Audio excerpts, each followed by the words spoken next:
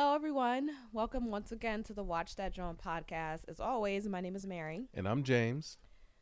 So, yeah, happy belated Christmas. New Year's is around the corner, so happy New Year's as well. Did you say your name, James? Yeah, absolutely said my name. I didn't remember if I cut you off or not. Happy holidays. Happy holidays.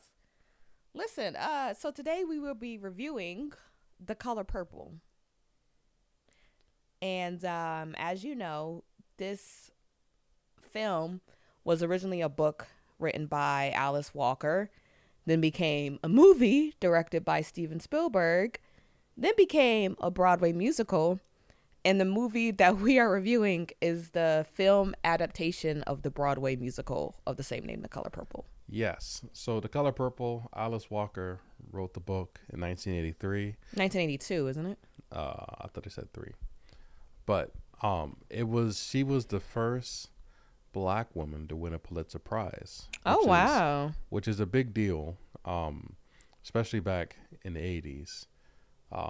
So yeah, before going to the theaters, we actually watched the original movie. We did. The Color Purple, and it's rough. Yeah, it's 1982. 82. Okay, she won a Pulitzer in 82. She won the Pulitzer in 83.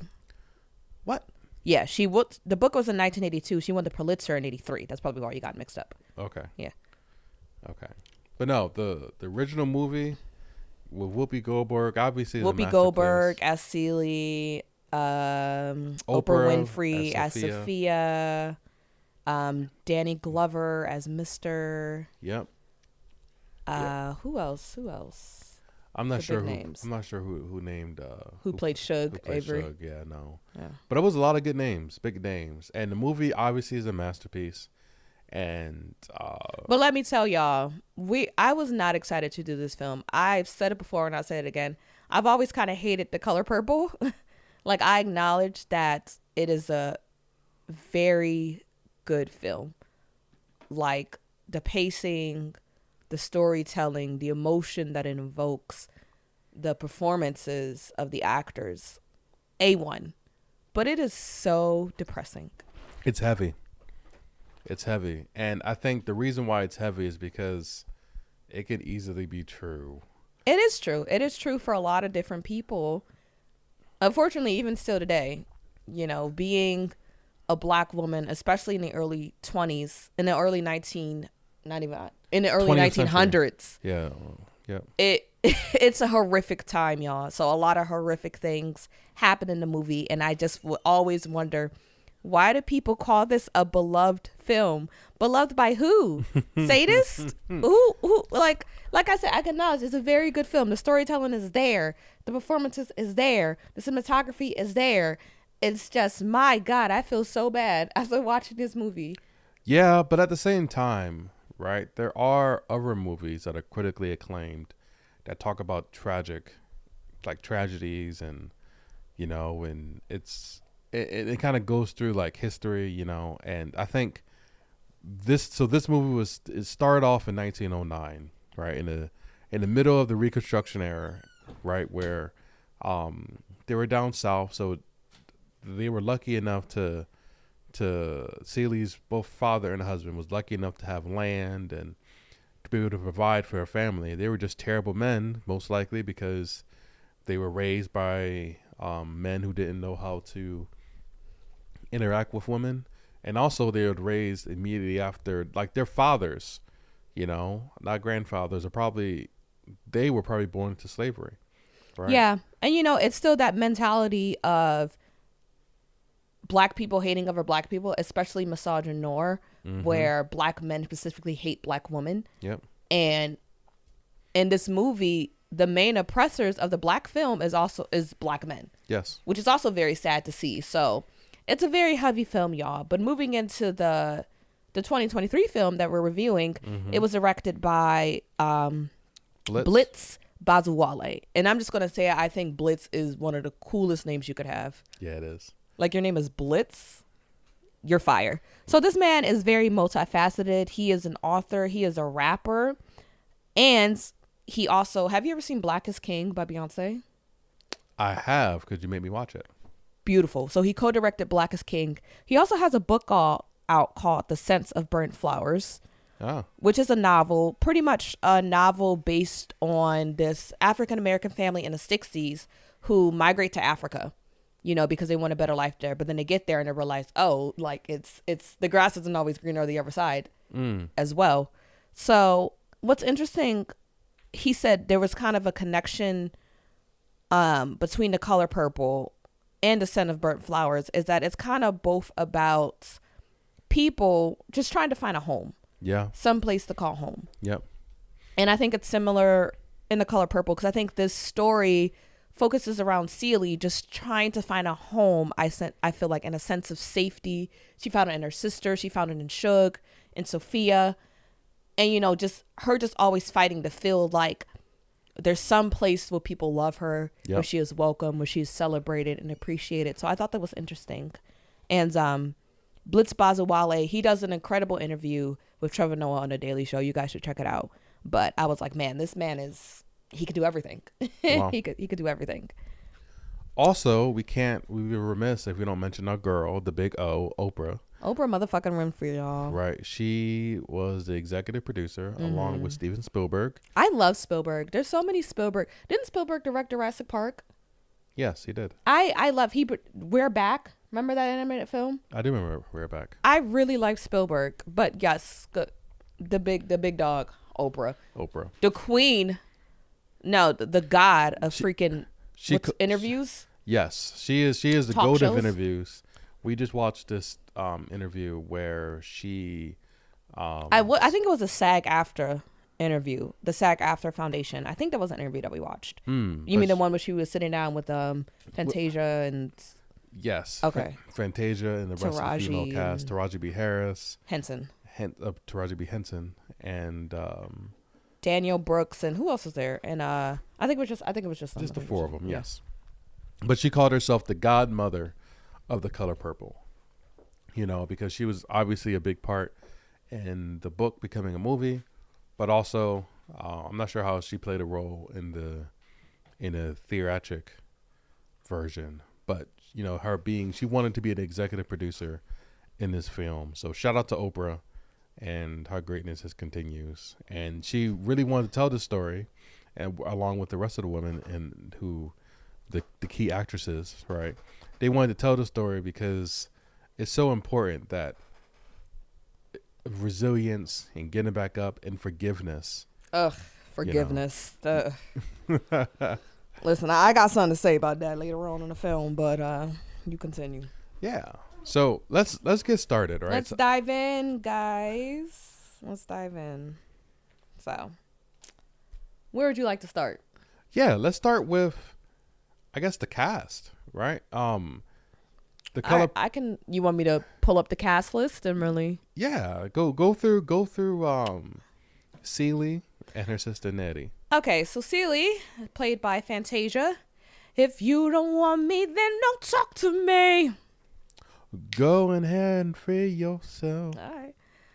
Halle Bailey plays Nettie Harris, aka the Little Mermaid herself. Yes. Taraji P. Henson is Suge Avery, aka Cookie. Daniel Brooks is Sophia, and I've seen this woman before. She's from Orange is the New Black. She is from Orange is the New Black. Yes. I've never watched that show, but she's from something else too. Yes, that's why I knew her from Orange is the New Black. Coleman Domingo was Mr. Mm-hmm. Coleman Domingo is from something else too that I can't put my foot on, but I've seen this man multiple times. I've seen him before too. Probably beating on someone else.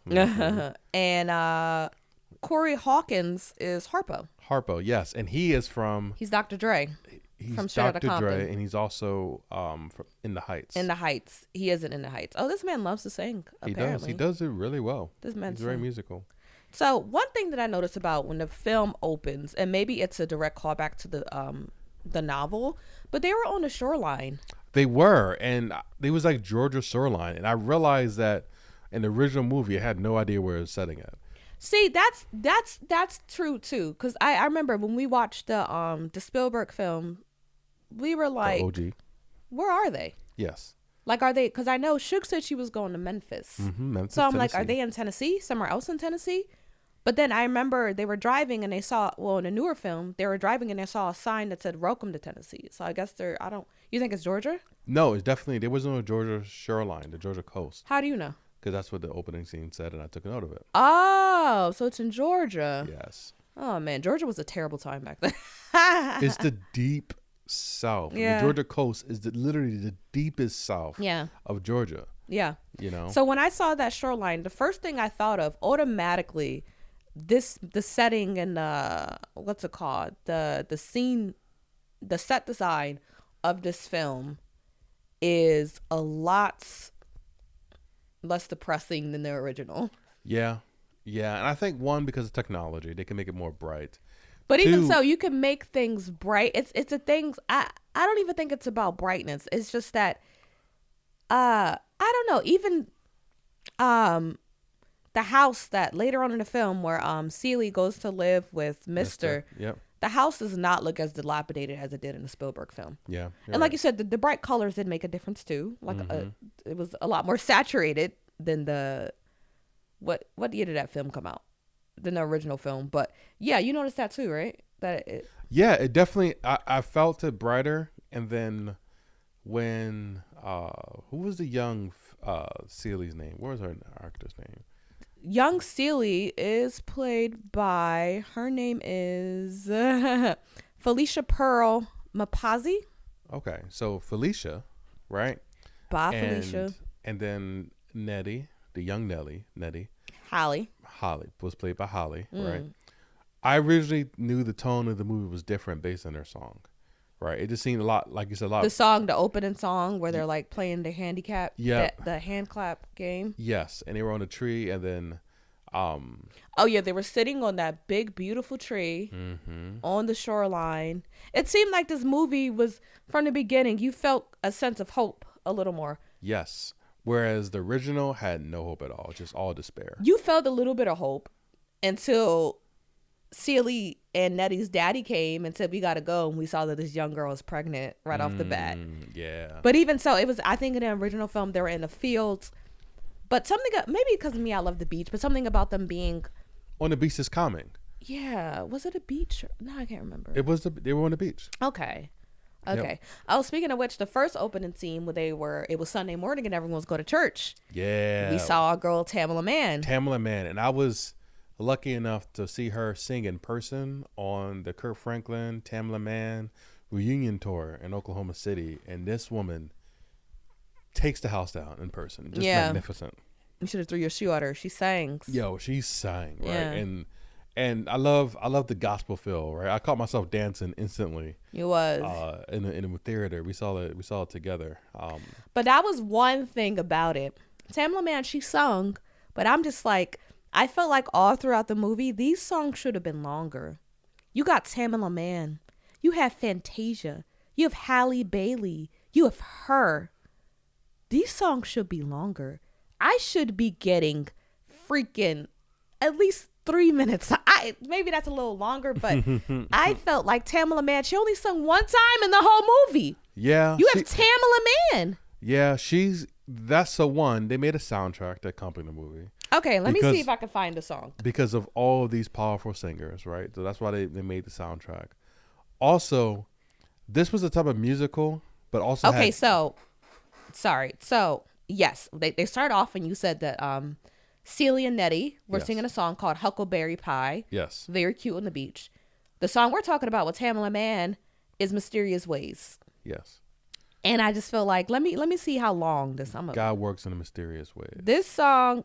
Oh, they're saying this song is 3 minutes and 23 seconds. It didn't feel like it. I don't know. Maybe I'm forgetting something. Well, because the choreography and the dancing and the lights and everything, and like I just just the way didn't they feel did like it. I experienced the full Tamala Mann experience. I wanted her to sing her belly out. And maybe I'm forgetting something, but yeah. The choreography was incredible though. Yeah, absolutely. The costumes were incredible during that song. It made me excited for church. Yes, I was like, man, there's nothing like a black church. nothing like it. Nothing like it, you know? No, because it has the hope to it, the family to it, Yeah. the groove, and they were grooving in church too, and it was a good time. It was fun. And when you think about it, back in the day, what else you got to look forward to besides Sunday morning? they literally, it's called your Sunday best because the slaves had no clothes, but they had to look nice on church Sunday. Yeah. Most times, yeah, the slaves would not have to work on Sundays. That's a one day they get to go to church.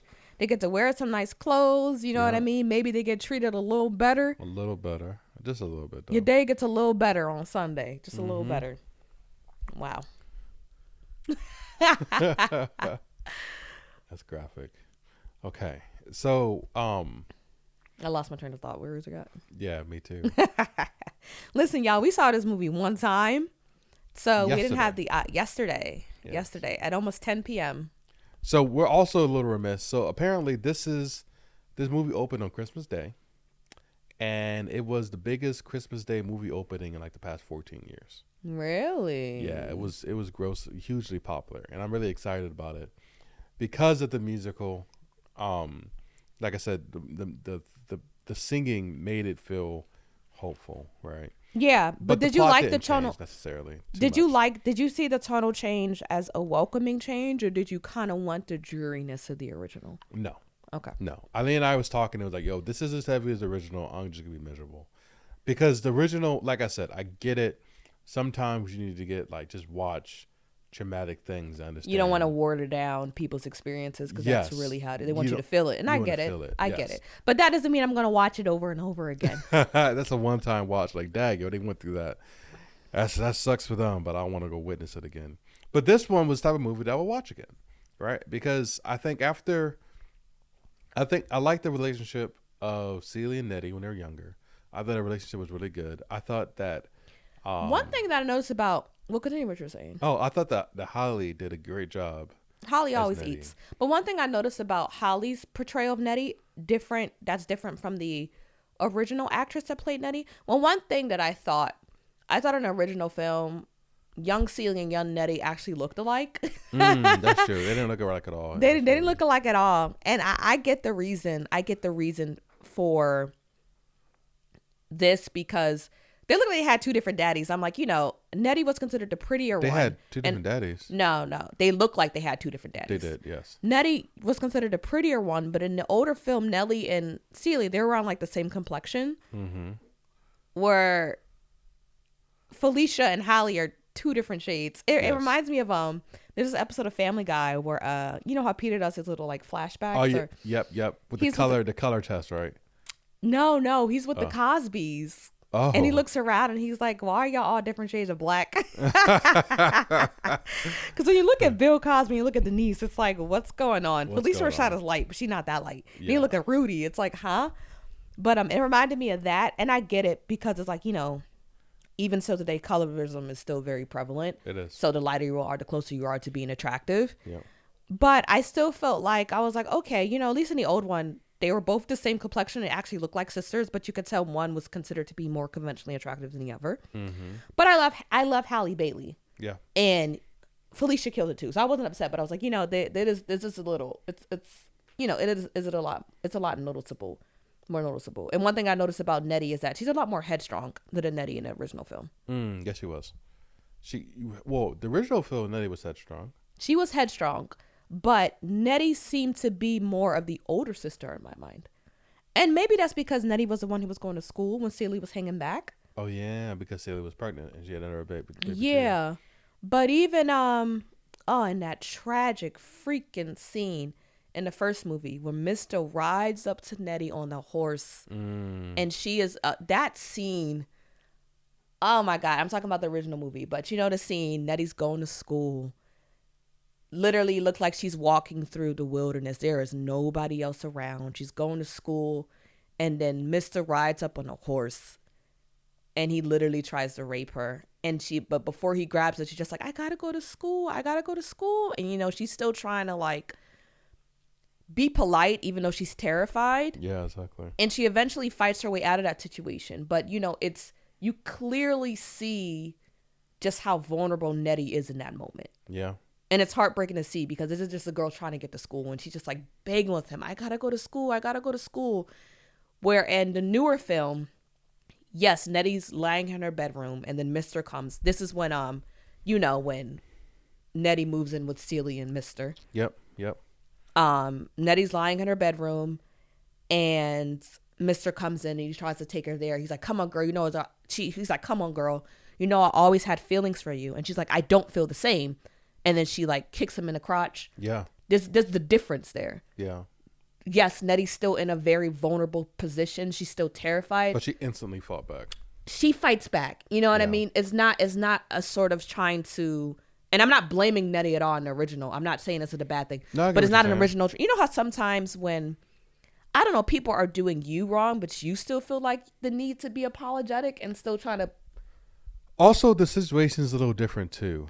Okay. Because when Nettie, the new Nettie, is in the bedroom. Holly's Nettie. Holly's Nettie is in the bedroom, and when Mister comes into the bedroom, it's obvious he's going to rape her.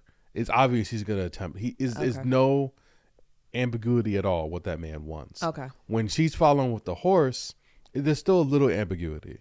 She's still Okay. on high alert, but she could think he's hitting on her or floating or whatever. But then she gets that's right when he jumps off the horse and grab her. That's when she starts like giving the alert or whatever. And then in the woods, that's when she actually had to go and fight, because that's when, you know what I mean, the Yeah. threat raised up. Versus you in your bedroom and a grown man comes into your bedroom, just Yeah. you and him. Yeah. You instantly have to turn to that fight. So I think just the timing of it, Yeah. of that. No, the settings does make a difference. But both scenes are harrowing, but I feel like the first scene is just, do you notice in the first movie, do you notice Nettie's face after she fights him off and she's just screaming and running?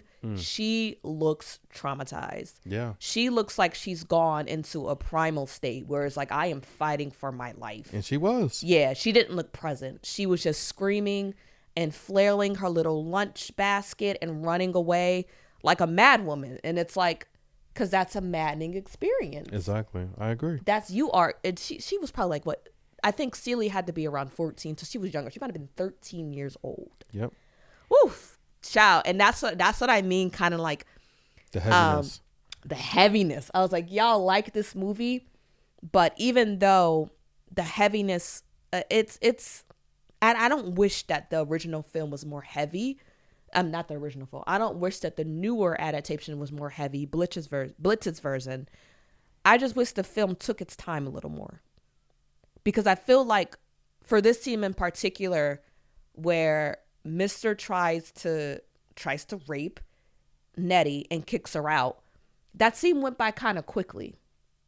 Where the original film, to me, it felt like it lasts forever. She got away, and then She when ran she got back away, home. Yeah. ran back home. Then Mister came up and threw her out. He literally had to fight, like her.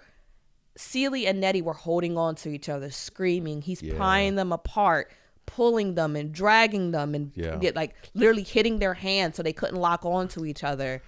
And when he throws Nettie out, she's like, "Rights, what do you say? Rights." And that it's just, I feel like the pacing was better.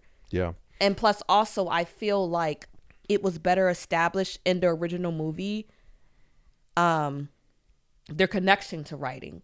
Because, you know, they showed more of Nettie showing Celie how to read. I don't know. That's true. I feel like, not to keep talking, I feel like with times in this movie, it feels as though they rush through scenes because they know we already know what's happening and we already saw it. Yes. And it's like, yeah, we know what's happening, but this is your adaptation. Treat us like we don't know what's happening. Yeah, I thought that too. I thought that, one, I enjoyed this movie more because we just recently saw the original, and I wasn't trying to have two depression nights in the same week. Right? But also, to your point, I think that they at the like the total of the movie, right? The original movie, right? It was more so about resilience. And The original was about resilience and fighting back, and eventually God will bless you over long suffering. This movie was those same tenets too, but a fourth one that was forgiveness, right? Because that forgiveness part, you know, that part was not really evident in the original. In the original, right? Celie, when we jumping all around. But, it's fine. Listen, you know how we do by now, listener. Yes. So the original one, that forgiveness is not as apparent as this one. We can kind of so yeah. So basically So I think if Mister would have ripped and pried her as graphically away as possible. Versus right now, he had a gun to her. He said, "I'll kill you both." Oh, he did. That is true. He did have a gun. He had a shotgun. He did have a gun. He I had a forgot shotgun about that. and pointed Yeah, I right guess you at don't her. have to do that much when you have a gun. Exactly. We have a shotgun that escalates it immediately. Yeah, but it still didn't seem as. It still didn't seem as graphic. This nigga shot in the air. Yeah. And pointed at her and said, "I'll kill you, and I'll kill you if you talk to her." Mm-hmm. So I think that was one graphic enough. Yeah. But I don't know. I saw the scene. I'm like, dag, yo, like. Yeah. First, I was wondering in the beginning, because the house didn't look as bad as the original. I'm like, oh, are they gonna kind of like make Mr. nicer? But then I realized they can't. That's the whole point. But he Blitz has to be this dark villain. Blitz did say something about it. The director, he said that he tried to humanize. Yes. Mr. Yeah, and that's why I got that they tried to humanize him, and I think they had to get the message across, because the original Mr., he was a sociopath. He was irredeemable. Is that the word? Yes. Irredeemable? Yes. Sure. Irredeemable. Yeah. Irresponsible, irredeemable. He was irredeemable. Yes. Like, he was just the most disgusting beast that ever crawled out of the furthest depths of this planet. Mm-hmm. Just a very miserable man, and misery loves company. But yeah, I get what you're saying. I just and I tried to come into this film without being like, oh, it's not like the first one. But like I said, I still feel like we were treated kind of like, oh, you've seen this before. You know what happens. And they kind of rush things. And one thing that can ruin a movie for me, not saying this movie was ruined, but bad pacing can really take me out of a movie. And you notice it immediately when a movie is paced poorly. I'm not saying it was just some moments I was like, really take the time to really develop this. Like, we're going forward, but when you think about Suge Avery, once again played by Taraji. And you know what's funny? Taraji didn't want to perform Suge at first. She turned it down. Because, Suge is promiscuous. What is it called? Is she a burlesque dancer? Is she a flapper girl? A flapper girl, yeah, one of those, yeah. So not really. And she a sings. prostitute, She sings, and Taraji. I didn't even know Taraji sung like that. That's why Taraji turned it down. Taraji, she was not confident in her skills as a singer, especially going up against Fantasia, Haley Bailey, freaking Tamala Mann, and her. Yeah, exactly. She felt a little insecure about it. She said she didn't realize that she could sing a little bit to Hustle and Flow. So, but she said she had to get out her own way. And she said when Blitz told her that in this adaptation, because she, like I told you before, when what's her name? When Taraji first heard about this movie, she literally said, "Why the fuck y'all doing this movie again?" She's like, "Why y'all doing this?" And to be honest with you, I thought the same thing. I thought it too. When I was saw like, let it die. I'm like, why are we bringing back this abuse again? Like, we all know. Just dark-skinned woman just getting shitted on. Like, just called ugly every day. Celie just getting called ugly and beat and raped and just, oh my God. Like, even in original, and that's the thing, they kind of wore it down. Original, when Celie first came to the farm, when she was sold off. She first came to Mr., yeah. Right? The little kid was like, "You ain't my mama," and threw a rock at her head. Was that Harpo? That was, maybe it was Harpo. That probably was bad Harpo. And almost knocked her unconscious. She's out there with a whole concussion. Yeah. But she was literally bleeding out of the side of her head. Yeah. But yeah, Taraji was like, "Why are y'all doing this movie again?" But when Blitz called her and he said, "This is going to be different because we're getting Celie an imagination." Yes. That's what put her on board. And who else? There was someone else Fantasia. Yep. Fantasia, she didn't want to do it either. It was just crazy to me because when we saw The Color Purple on Broadway, it was Fantasia. It was Fantasia, exactly. And Fantasia didn't want to do it again because, one, she did it for so long probably. She probably was sick of it, to be honest with you. But two, she didn't want to be in the film that large because she's not really an actor. She's a singer. Right. This is her first major film debut. And she'd be the first major film debut. Even though I imagine that theater is harder than movies. I know, but I guess it depends. Because it's right there. You know what I mean? There's no cuts, there's no edits. You're performing right there to your audience. Yes. But at the same time, you have I don't know. It's the audiences are smaller. He has to do it a lot of times, but audience is smaller.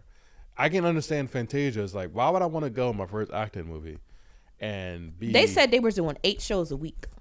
I know, but I'm saying, why would I go want to be a movie in the this first big screen movie, and all they gotta do is call me ugly for 2.5 hours of it? So I would get that too, just like. Which is it's wild seeing Fantasia in this film and people calling her ugly. Yo, even it's like what? Felicia wasn't ugly at all either. I'm like, none of these Celia are ugly. None of them were ugly. Whoopi is not ugly. Whoopi's not ugly either. She just dark skinned. She just dark. What the dad said when Mr. came together. Oh my God. He was like, she was ugly as homemade sin. Yo. Yeah, he was like, I want to marry Nettie. Fell out my chair. He was like, you can marry Silly. She's as ugly as homemade sin. Homemade. We literally cracked up in that theater. I said, wow. Like just they hatred. Homemade. Just call her an abomination. That says homemade sin. Like I almost fell out, yo. But yeah. So yeah, when they said they're going to give Celie an imagination, that's really what put Taraji and Fantasia on board for this film. And do you remember, what did you think about young Celie's song? Let me see if I can pull up the name. She sung really well. She sung so well that I looked out. She Be Mine? When she saw Olivia. Oh yeah, when she saw the baby. She saw Olivia. Yeah. She Be Mine. So I'm wondering, in the original film, was that shop where she saw Olivia, was that her father's shop? I don't think so. In the original film, that was just a white man's shop. That was a white man's shop. The white man was just cutting the fabric. Yeah, that is true, because he kept asking her, you gonna buy something, girl? You gonna buy something? You gonna buy something, girl? He popped out of nowhere like, you gonna buy something, girl? And then she ran away, remember? Yeah, but no, in this one, it was her father's shop. It was her father. And maybe that's how it is in the book, but that's another thing where it's kind of like every little thing is a little more uplifting.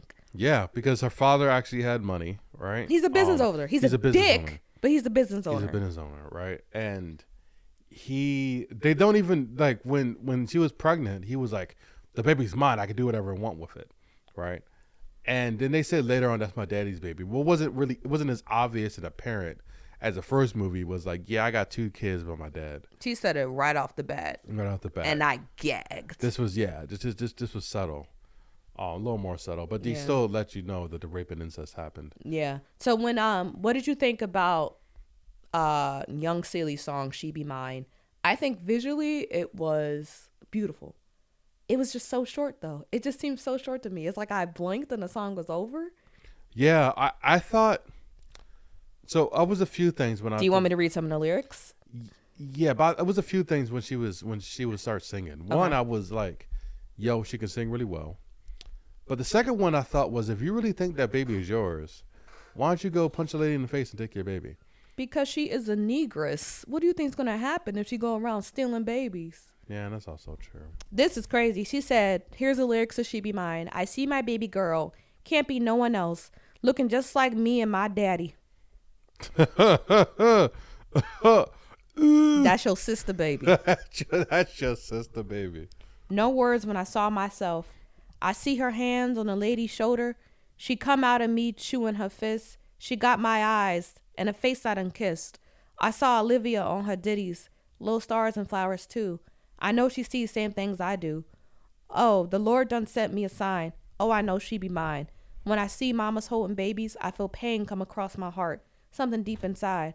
Before being torn apart, like a spell come on my body. My baby's breath on me.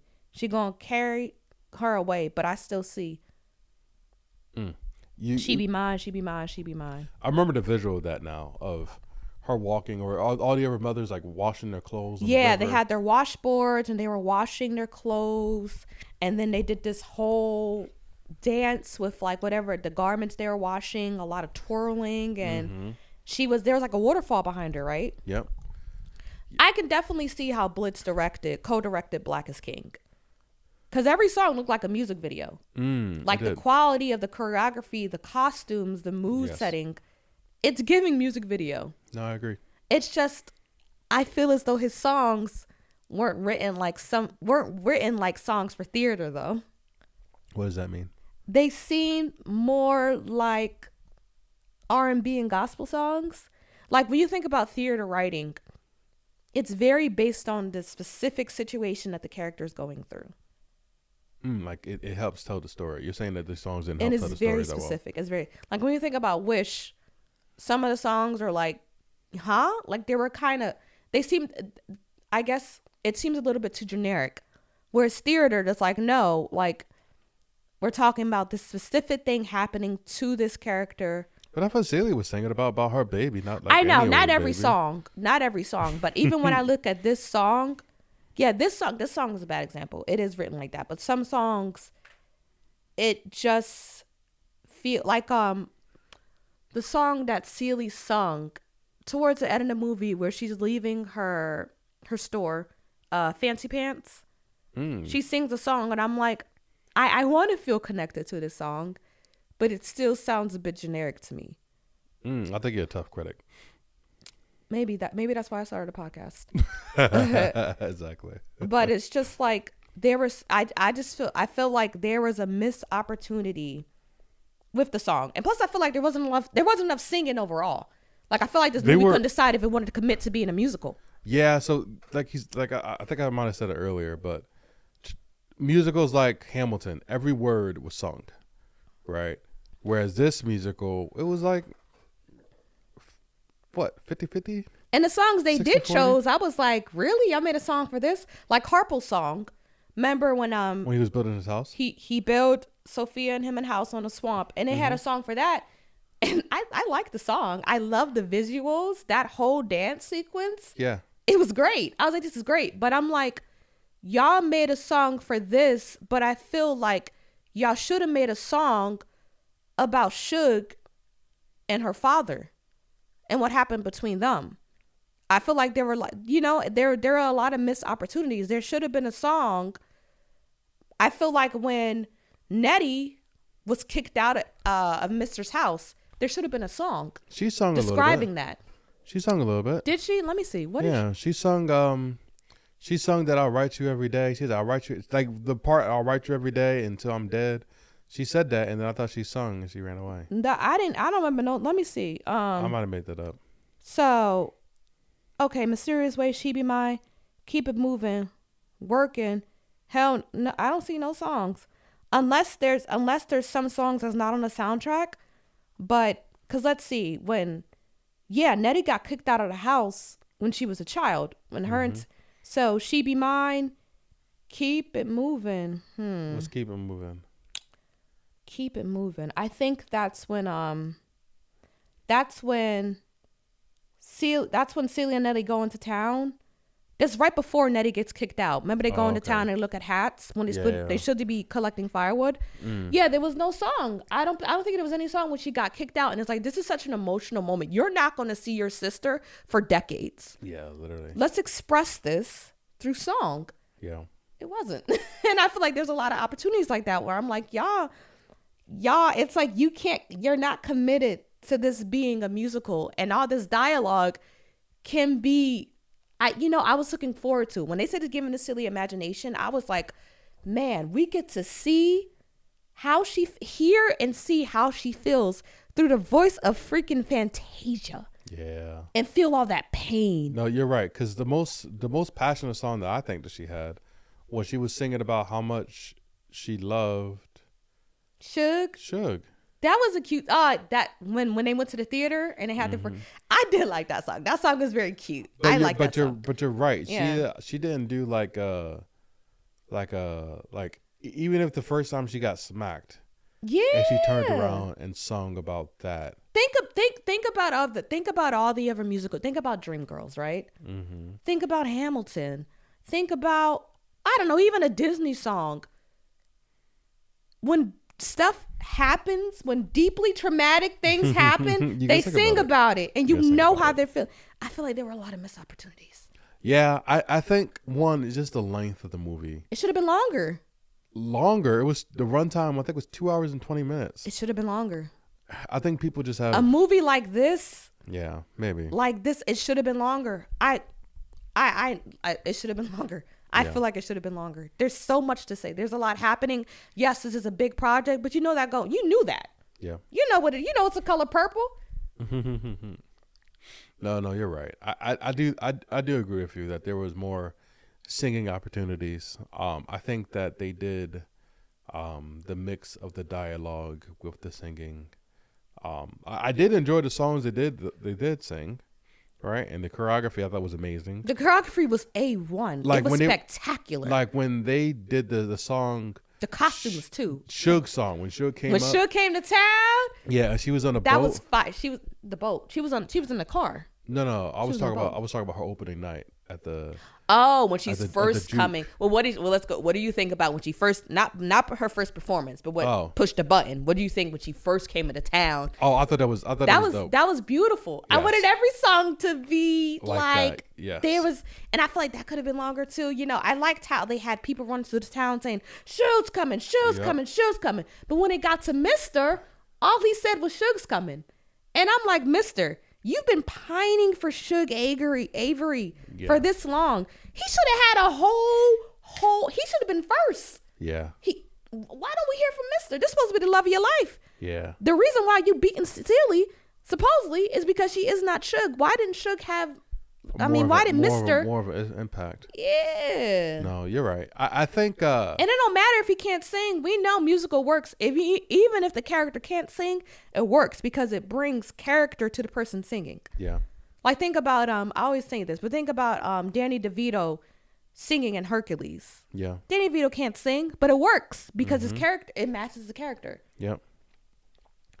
No, you're right. I thought that the Suge entrance was good because it showed that she was famous and she was coming she was that girl. She was that girl. You know what I mean? Like she was super famous. How did you think about Taraji's performance of Suge as opposed to I'm sorry, I do not know the woman's name. As opposed to the original lady. So I think I like the original lady more. Why is that? I think she could sing better. But could you think so? Yes, I do. I think she sung a little better. Oh, I gotta think. Yeah, when I'm thinking about the ending scene when she finally talks to her dad and she sings, they all go to church. Yeah. Speak to me, Lord, or. Mm-hmm. Okay, continue. Yeah, like Taraji could sing. She can. Yeah, she admits she's not a singer. Yeah, but she got a good voice. Singing is not the main thing that she does, right? But no, I thought Taraji, she looked a little older in this movie. And I mean, she's not a spring chicken. No, she's not. What makes sense. But no, I thought she did I thought she did her version of Suge was a lot more sympathetic to Celie than the original version. Because the original version, he saw her, looked in the face, and says, "Oh my God, is ugly." You sure is ugly." And took herself out laughing. Yes, and she didn't call her ugly once. She made a face. She made a face.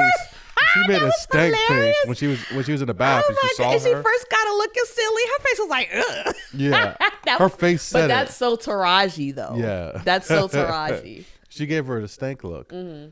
But at the same time, she, I don't know. I like the way she did it. I feel Taraji was fantastical. She's Taraji, but I feel like I do. And like I said, listen, I know I said I wasn't going to go tit for tat from the original film and this film, but I'm doing it anyway. Fight me. But I did like the original Suge more too. Yeah, I thought he had a sense of regalness, a sense of poise. Yeah, poise. She just seemed more poised. There's something about her. Taraji does also seem bougie too. She did a good job of being bougie. Well, I don't even mean like bougie. I just mean like Taraji Suge was very, very sassy. You know what I mean? Very more physical, you know. Nothing wrong with that. But Suge had like a mystery to her and like a magnetism because of that mystery and because of that way she carried herself.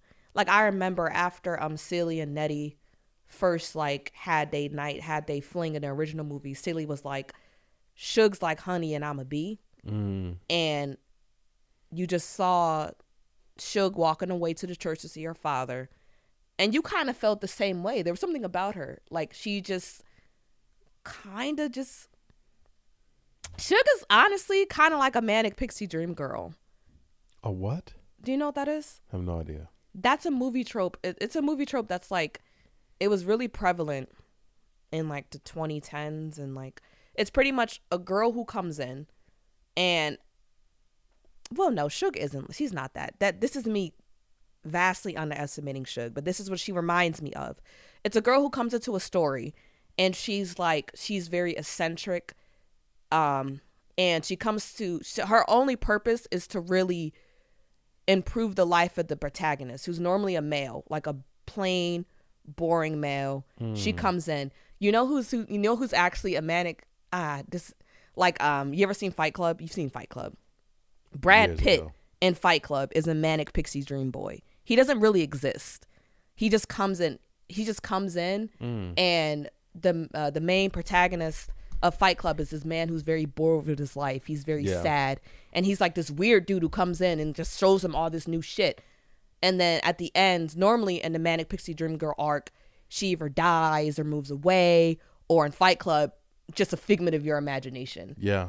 Suge kind of gives that, even though people don't like the trope because a Manic Pixie Dream Girl doesn't have her own ambitions. Suge does, but she kind of reminds me of that. She's someone who's unattainable, who comes in like a whirlwind in your life and just opens your life up to so much creativity and a different point of view and gives your life so much excitement. And she has mystery about her. Yeah. I'm not calling her a Manic Pixie Dream Girl. That's a gross underestimation of Suge, but I'm just giving an example. No, I thought that was a good example. I don't get that sense. Taraji's more. I don't get that sense of mystery with Taraji a little bit more. With Taraji's depiction, she gives me more of an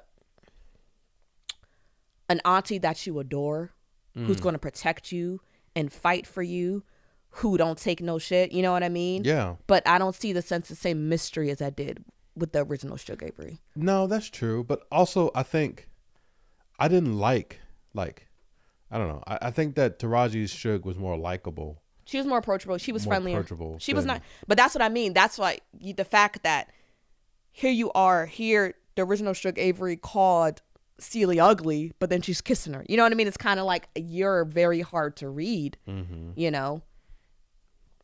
Yeah.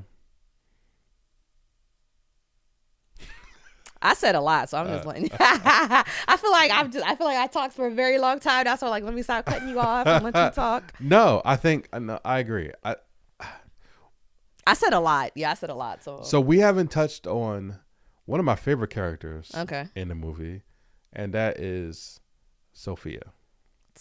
Yes. Sophia. I thought Sophia. She's my least favorite because I fucking hate her storyline. Well, you hate the storyline. Yes. But the character, Sophia. Yeah, I love the character. Yeah. I guess so. I love Sophia. So you're kind of right in both, and I feel the same way for both. Right. One, I thought that what's her name again? Danielle Brooks. Danielle Let me double Brooks, check. Right? I thought that she played Sophia very well, and that's also very hard to do because Oprah did the original. Oprah ate. Oprah did the original. Oprah ate. When Oprah first comes in the scene of Sophia, walking all heavy footed and puffing around, I'm like, oh yeah, this is a woman. This is a woman. Yes. Yes. And that's what Danielle tried to do. And I thought she did a really good job of it. Do you think it was, you think she brought her own life to it, or you think she was just imitating Oprah's depiction? Well, I thought she did her own thing to it because one, I saw her in Orange is the New Black, and she has that bubbly sort of personality, always happy. Bubbly. Yeah, like I guess she's a little bubbly. She's in a good mood. She's like, "Hey, Miss Celie," all right, and she over there and she loves. I like her laugh. Yeah, yeah. You're right. She did have a laugh to her and the sort of like charisma to her, where Oprah's was just more huffy. Yeah, and they also showed more of a romantic relationship with her and Harpo or Harpo. More with Harpo than they did in the original. Because this actually showed like obviously the original they had him introduce her to her daddy, right? But they were actually like look like they loved each other. The first time you meet Sophia is when Harpo brings her to Mister and says, "Hey, this is my woman, and I'm having a baby with her," right? Basically asking his permission, his blessing, or so. And Mister obviously didn't give it to her. He's like, she's not worth it. But I felt like their relationship actually showed like a actual decent relationship until until we talk about that, but until they started getting violent. But yeah, I thought Sophia did really well. I thought that like she stormed off, and just the way like she was kind of just stomping around and just looking angry, but also just bubbly and just wanted, I don't know, just I just thought she did really well. I thought she did really well in the role. No, I even though did her see. storyline, like you were saying, is tragic. Yeah. And her going that arc with the ice cream. Ooh, you heard me make a loud audible sigh Yeah, when we the were whole like, oh thing my god. when the whole thing was happening, because I was Yeah, but I do agree with you. I do feel like there was more. Their relationship was. In this movie, they seem like that toxic couple that can't live with each other and can't live without each other. yes, A little more. Remember when Celie came over to Harpo and Sophia's house, and Sophia said, "Harpo, bring us some tea," and he brought cold tea, and she started yelling at him, and she was like, "I just want some hot tea," and he was like, "You my hot tea," and then they kissed. yeah, exactly. And I was like, they do seem like more like, there's sugar and salt. You understand more why they work versus the first movie was, I got this girl pregnant, we think we love each other, but She's running all over she's me. running over me and everything. And it's still the same. Harpo still want to control her. He said, I want to tell her to jump, and she said, how high? And Celia was like, maybe she's not a jumping woman. And I was Exactly. like, period. But he still wanted to control her. That sense was still there, and he got that from his father, and his father got that from his father, and it's just generations of bullshit and misogyny. But it's like, you're right. There was more a sense of, yeah, we have really bad times, but there's also a lot of love here too. Exactly. And the key part with when they were going through it and they first got married, and when Harpo came to Celie and asked her, "What do I do with her?" And you're right. The first thing he said, maybe, I want her to jump, and he said maybe she's not a jumping woman, and she kept talking. She's like, "Okay, well, you maybe beat her," and she suggested beating her, and then Sophia came and said, "Why'd you tell Harpo to beat me?" And one of the biggest change, it seems subtle, was that she said, "Because I was jealous." Yeah, Celia did not say that. Celia did not say that. Before, like in the original one, she was like, "I was jealous and you could do stuff that I can't." She never said she was jealous in the original. No, she didn't. Oh. In the original, I assume she told her to beat her because she knew no better. Exactly. Right? Because that's what she was around. And she's like, "I listen to my husband because he beat me. Yeah. Maybe if you beat her, she'll listen to you." That's simple, like simpleton, just all around logic. No, for real. It makes sense. It's like, makes sense. this is how you keep a woman in line. Yeah, I thought the same thing. Right? But this is now saying, because I was jealous, show the different type of dynamic of Celie.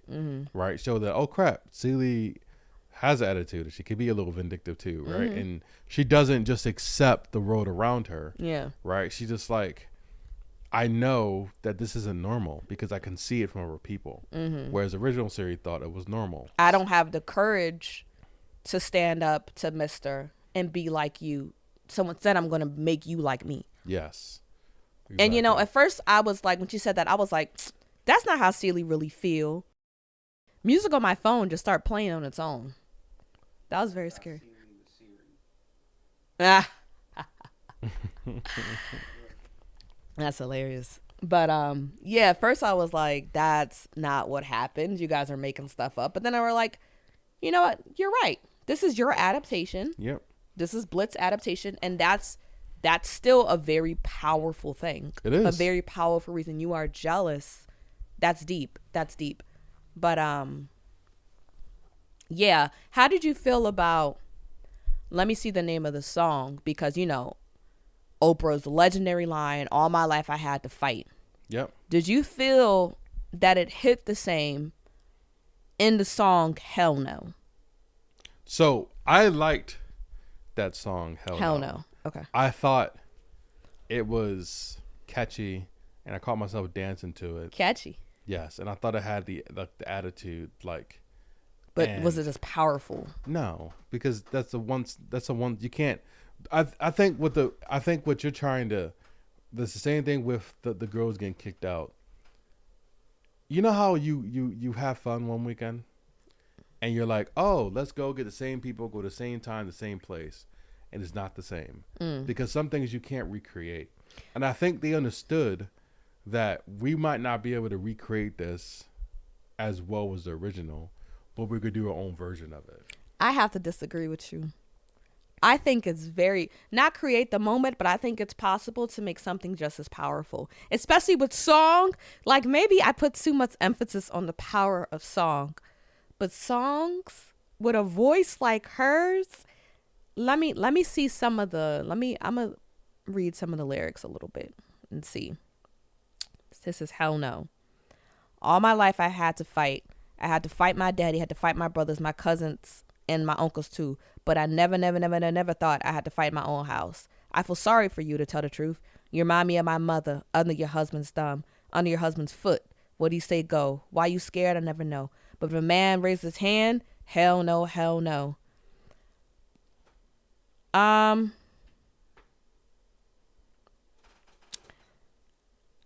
don't know. It don't hit the same.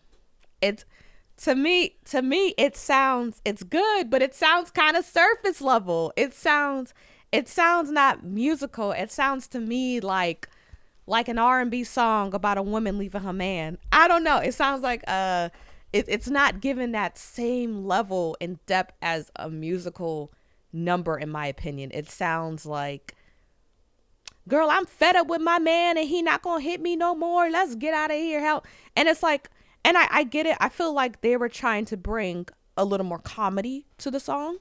And maybe I'm just looking for something else. I disagree with you, but I feel like you don't have to recreate the moment, but it could be just as powerful, even more powerful, because you're singing it. Yes, Oprah killed that. It's iconic. Like Oprah, just her delivery. Like even when she's at the table towards the end of the movie at Easter dinner and she's just there rocking back and forth after she's been in prison for 6 years and she hasn't seen her kids in forever. Yeah. She seems so broken. Yep. And when she said, all my life I had to fight, that's the sound. She's just fed up. She's like, ain't nowhere in the world I've been putting up with this. I'm not, you know what I mean? It's just different. I'm not doing it in my own house. And I didn't get that from the song. The song seemed fun, but maybe that's just not what I was looking for. Yeah, and once again, I appreciated the lightness of it. I appreciated that they can take something so traumatic and make it fun and uplifting without taking away the fact that he was literally beating on his wife. I like the little at the end of the song, Sophia's leaving. She grabs the baby from Harpo, and her and the other woman are standing in a line and they do like the little neck roll we love to do. Oh yeah, that was funny. That was funny. So yeah, I guess it's just, it wasn't what I was looking for, but it was fine. It looked great. Like I said, the choreography, the visuals, spectacular. Best I've seen in a while. It looks so freaking good. But I did feel a little wanting for more, or for something else. Yeah, I can see that. What else you got? I guess fast forward in the movie, right? The other big thing, right? I would like to bring up is the forgiveness part. So in the original movie, when Nelly sends the letter, when Nettie sends the letter, and she's basically like, I'm in Africa, right? I'm in Africa with the children. You know, that's one thing that I like that they did better. I feel like in the original film, the whole Africa arc, it felt a little random. It was a little out of place. It felt like I was watching a completely different movie. Yeah. But it was very Spielberg though. Like that part of it is very Spielberg. What do you mean? When I think about Spielberg, I think about Jurassic Park, and he loves like, how do I say it? Like I think Spielberg loves playing with nature and using like sort of like, I wish I could explain it. So, okay, right? I remember the original film, Celie was reading one of Nettie's letters, and she was saying, oh, I'm in Africa and I've seen all these animals, giraffes and elephants, and then we seen them. They showed them on screen, and just like the mood changed, and they had like music playing in the background, and it made me think of Jurassic Park, because Jurassic Park's all about just like the magnificence of nature, and admiring nature and appreciating nature and seeing the world around you. And in that sense, The Color Purple became an adventure film a little bit. Hmm. And I'm like, this is very Spielberg. And it did seem like I was watching a different movie. In the original or this one? In the original. Okay. And that's why I like why they did it better, because they kind of toned that down. They still wasn't showed so much. They still showed the They Africans showed it, but it dancing didn't on the last. beach. It didn't last. I love that scene. Yeah. Oh my God, with that scene. But I'm gonna get back to that. But it wasn't as drawn out as the original. The original, they went through everything that was happening in Africa. Like they were building like a railroad system that was going to tear through Nettie's village, and it. No, the original they one, shortened it. yeah, that was like 25 minutes of just talking about what's happening in I Africa. don't think it was that long, but it felt long. It felt like, it felt long, and like I said, to me it seemed very Spielberg, but it did seem like at one point I was watching a complete different movie. I feel like I was watching Jumanji or some shit. Like, so I like how they handled this, but yes, that one scene where they show a clip of Nettie arriving with her nieces and nephews on the shores of, they never said where in Africa, but the tribe comes and they're dancing to welcome them. It was beautiful. Yeah. It was beautiful. The costumes, beautiful. Everyone looked like royalty. They were wearing purple. They were wearing purple, which is associated with royalty. And I remember when Nettie said towards the beginning of the film, right before Celie was sold to Mister, she was like, my teacher told me that we're royalty over there and everything. Yeah. So for her to see that, it was mesmerizing, and they were just dancing. Like I said, choreography on a bean. The costumes were beautiful. That was spectacular, and it makes sense because the director Blitz, he is Ghanaian. So, oh, is he? Mm-hmm. Okay. Yeah. So another thing that I was getting at, though, Ghanaian, yeah. was that when she reached out to get back from Africa back to Georgia, and she sent a letter, Nettie did, asking for her help. In the original one, after Celie cursed Mister, he went and he paid for her to come, and he doesn't talk to her anymore the rest of the movie. He's gonna pay for her to come. He sees when they reunite at the end, and he kind of goes away, and we know that there's some spiritual forgiveness in that because he brought her sister back to him. But in this movie, it was different.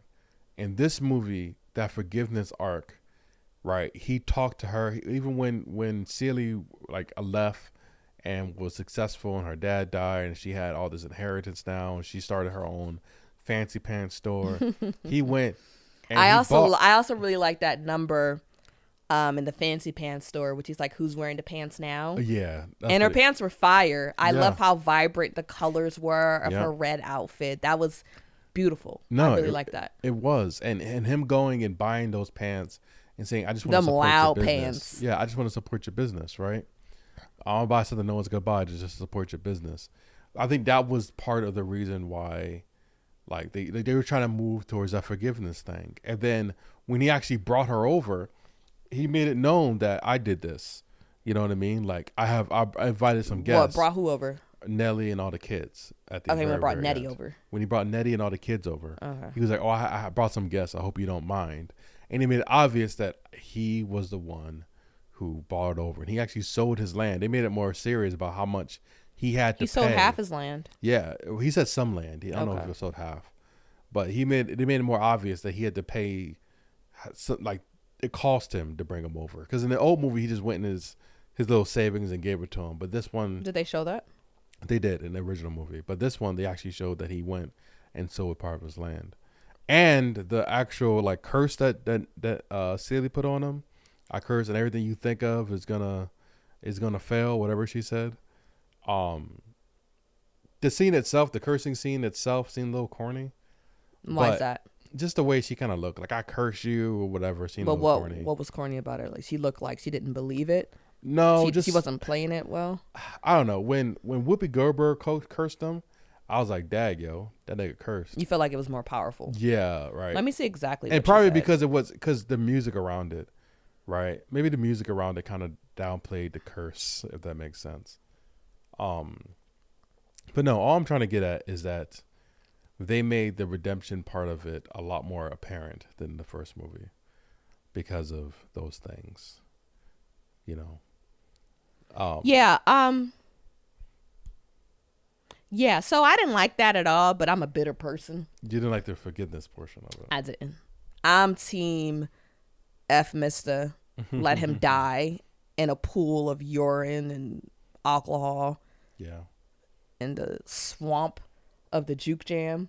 Like I do not like him. When he came to the shop to buy her pans, I wanted her to say, "Get out. I never want to see you again."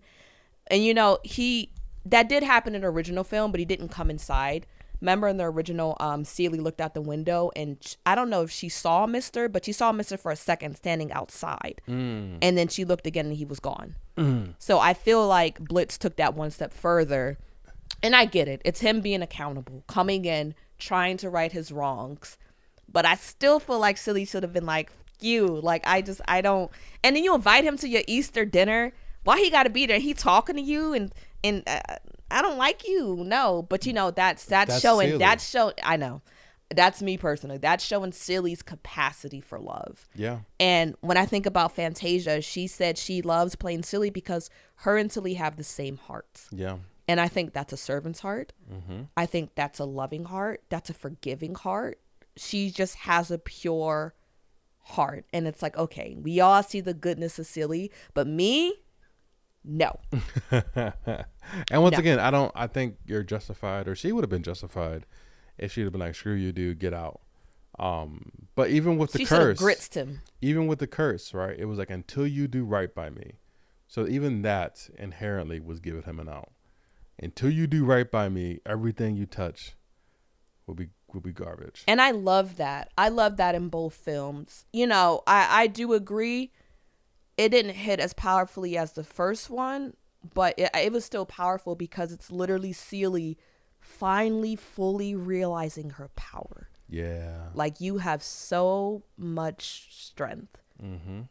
And the world will change just by you saying it will. Yeah. Like, you are in charge of your own destiny and God is on your side. Exactly. And God is going to fight for you. Exactly. So it was beautiful. One thing I didn't like in the movie, though, I thought it was a little corny in the newer one, is when Mister was at his lowest of low and he actually fell asleep. Well, before, he was lying in the field, in his muddy field of his decrepit land that Celie cursed. Remember, all the bees came and they were tearing up his crops? The beetles, yep. And then they the mailman found him? Before that, this is before he fell asleep. They played that little flashback of Celie saying, "Until you do right by me, everything you have is going to crumble." And he's like, "Celie cursed me."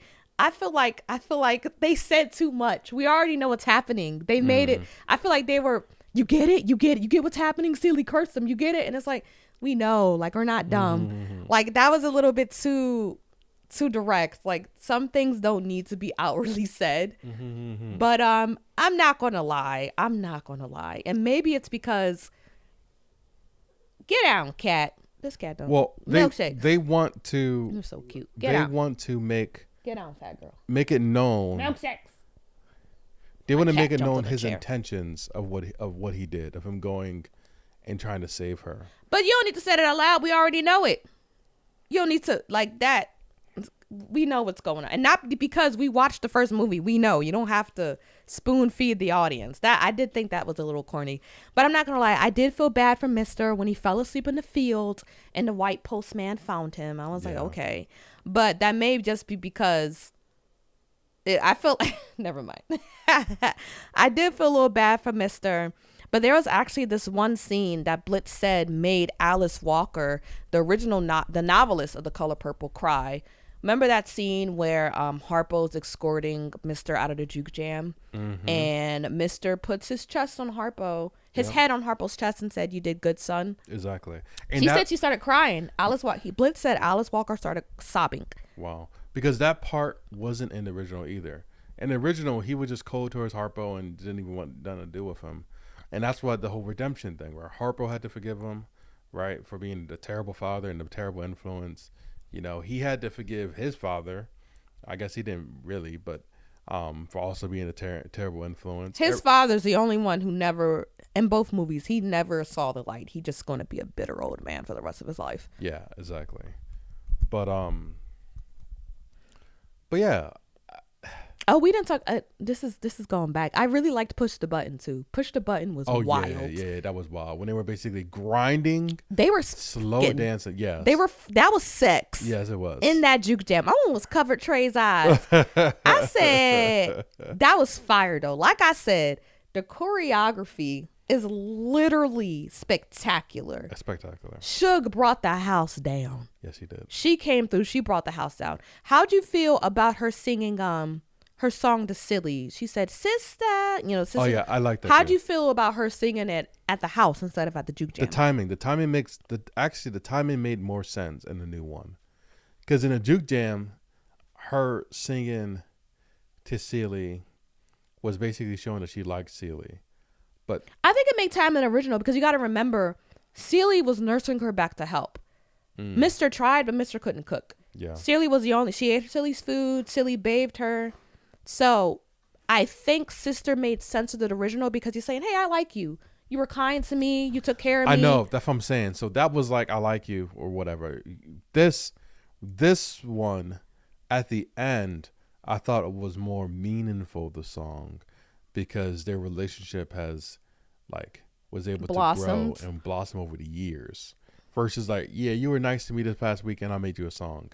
This is like, I wrote you a song. It's on my record, right?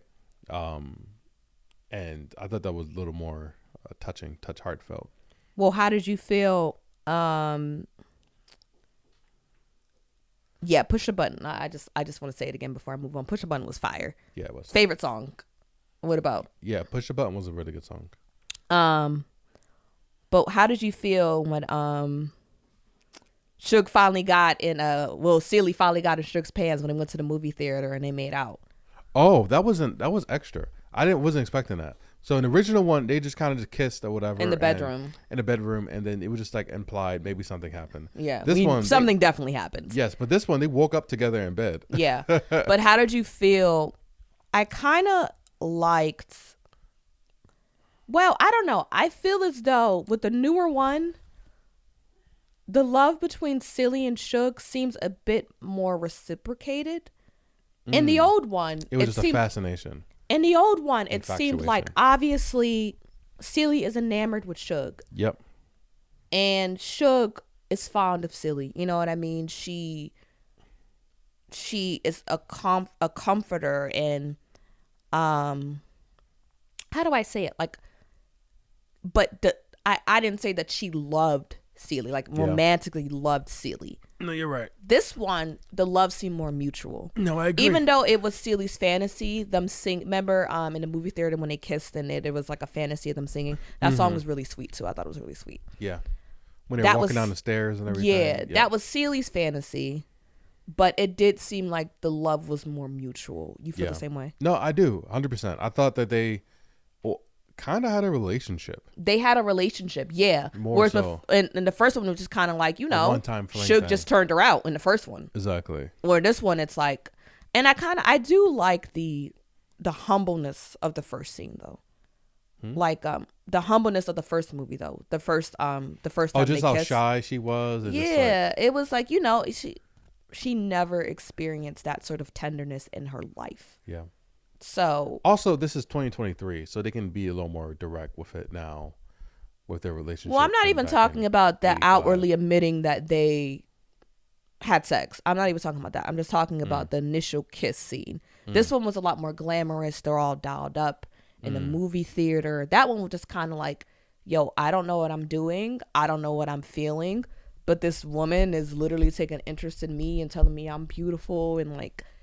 Yeah. It seemed I liked the humility of the first one, but this one was nice too because like I said, it was like, oh, Celie seemed more confident. It seemed like we're giving Celie the things she did not get in the original film. Yeah, which is hope or love or anything, or just her. I don't know. She didn't, like you said, she didn't seem as such a simpleton as the first one. Yeah, no. Even though she wasn't a simpleton, she seemed. I guess we saw Celie's desires a bit more as opposed to things happening to Celie and Celie finding out about. I don't know how to describe it. No, that makes sense. Yeah. It feels like she wanted the relationship with Suge, whereas in the first one she didn't know she wanted a relationship with Suge until Suge turned her out. Yeah, exactly. So, But one thing I did not like, I thought it was so anticlimactic. Like I said before, Suge and her father coming together. well, yeah, I thought in the original one they did a better job of them coming together. But Trey, do you want to? Sorry.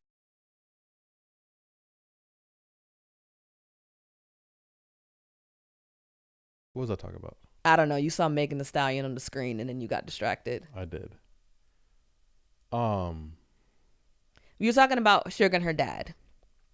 Yeah, okay. Because I feel like in the original one, literally, like, there was just, it was well established that there was tension between her and her father. Mm-hmm. She'll come to the church, be like, hey, Pa. He won't talk to her. In the bathtub, she said it too. She said it too in the newer one. She said, my daddy loved me. Yeah, you knew that you didn't. But it just seemed so rushed. I don't know. Like the first one, the foundation was really laid that her daddy was not talking to her. And she made multiple attempts to reach out to him. And it had a profound effect on her. Yeah. So that ending scene, when they all came singing to the church, you're like, finally. Yeah. He sees her. He's accepted her. He forgives her. This was kind of like they sung one song and on the piano and that was it. Yeah. I'm just like, okay. No, this is a musical. This is a musical. Yeah. How does the musical number in a movie that's not a musical bigger than the movie that's supposed to be a musical? No, you're right. You're right. I think one, they were trying to save her from singing too much. Girl, she sounded decent. She sounded fine. But yeah. Yeah. No, I agree. I think that I don't know. I think they were trying to prevent her from singing, and I think that prevent Taraji from singing too much. Yes. Yeah. Because there were, even when she was Suge, I thought that she didn't sing nearly as much as she should. Okay. Have sung. Okay. Even though she sounded great to me. I thought she did too. Yeah. But it was obvious when Fantasia finally opened up towards the end of the movie that she was the best singer. Maybe her and Tamala in the whole thing. Yeah. You know? Yeah. But so, what would you how would you rate this movie on a popcorn scale? On the popcorn scale, a medium bag of popcorn. Medium? Why medium? A medium bag because, like I said 12,000 times, the choreography is A1. The visuals are beautiful. And they're hopeful. Even in a very depressing movie like this, how the way the movie looks just gives you hope. It's just beautiful to look at. The casting, who doesn't love Fantasia, Taraji, like Danielle Brooks? I've seen her in other things, but every time I see her, she's good. You know, and The Color Purple, depressing as it may be, it's a good story. It's hard. It's a hard story to mess up. Yeah. So, I think the casting did it really well. Choosing people who mostly look like the original cast. Yeah. And choosing people who I believe are close to how they were originally written in the book. So, yes, I enjoyed myself. Would I watch it again? Absolutely, I'll watch it again. You know, it was really fun to see. It makes me want to see it on Broadway. But it gets a medium bag of popcorn and not a large bag of popcorn because, for like the reason I said, it felt rushed. Yeah. It felt like they treated the viewers as if you guys know the story. You've seen it before. Let's go on. When it's like, this is your time to retell it and to refamiliarize us with it. And I don't think y'all did that well. I feel like there were a lot of missed opportunities for the music. So many. And yeah, that's my two biggest qualms. But wouldn't be a big thing if this wasn't a musical. Like I said, I felt like this movie couldn't decide if it wanted to be a musical or not. So that's why I get a meat in a bag of popcorn. Still a watch that, John. Go watch it.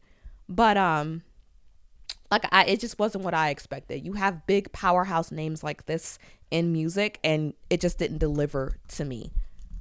And yeah, and like I said, I hate a movie that I feel like isn't paced well.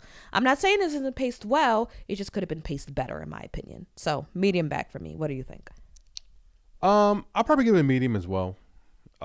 I think the content is still pretty heavy. I was still kind of traumatized by the ice cream scene where Oh my God, where Sophia's. Sophia was essentially just didn't want to be this white lady's maid, and she was in prison in that small little cell for 6 years. That scene hurt as bad as the original. Yeah, it did. Even though Sophia's eye wasn't as busted up Busted up. as Oprah's was, it's still, I cried.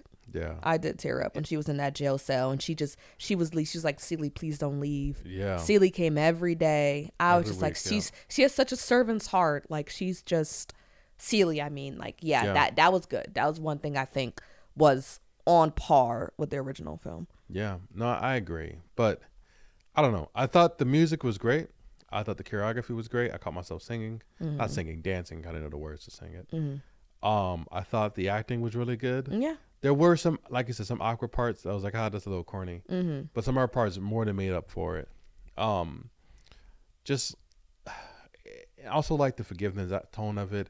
It was very Christian tone, very spiritual church feel. Even when the actors were talking about it in the interviews, they also talked about how much this movie was blessed. They didn't say blessed. They said ordained. Anointed or something Anointed. like that. There we go. Well, it makes sense because when the book starts off, the first thing Celie says is, "Dear God." Yeah. So she said, "I just need someone to explain what's happening to me." So I think it's a plea to God. Like, it's her having a conversation with God and trying to figure out what's going on in her life and get some clarity. So it does make sense that this movie has a lot of spiritual undertones. Not even undertones. It's front and center. Yeah. So I guess the execution I would give a large, in my opinion. Right. I thought they did the musical really well. I didn't mind the pacing because the movie's long. Anyways, I didn't necessarily want it longer, but I'll give it a medium because, like I said, the content, the heart of it, the color purple. Like See, that doesn't ruin it for me because, like, I would give the original a large bag of popcorn, even though I hate it, because it's still a good movie. It's a good movie. It's just terrible. Yeah, but I'm so not going to diminish it just because it's terrible. No, I guess so. I guess then I'll give it a large then. Okay. On that, because I have no reason not to give it a large. I think people should go watch it. I think it's worthy to be one of the biggest Christmas movies. I think the last 14 years or so. So yeah, go watch that, John. It's a good movie, guys. It's a good movie. I had a good time. It's just I wouldn't give it a large. That's all I'm saying. Yeah. Okay. Well, thank you guys for listening to another episode of Watch That John podcast. This episode was recorded live, in person. Yeah, So we we're don't do that thankful. often Yeah, we don't do it often, but we're together because you live in Oklahoma. Yeah, we're together at the holidays and right outside the city of brotherly love. So please be on the lookout for other episodes coming soon. You can listen to us on Spotify, Apple Podcasts, where else you find your podcasts. And I know we've been releasing episodes late. Bear with us. The holidays have been dragging us by our edges. So we've just been scrambling to get these episodes done. So we apologize for the delay. Yeah, and we'll come back stronger in 2024. Hopefully. No promises. But thanks for listening. I'm James. Bye. Bye-bye. That's Mary. Oh.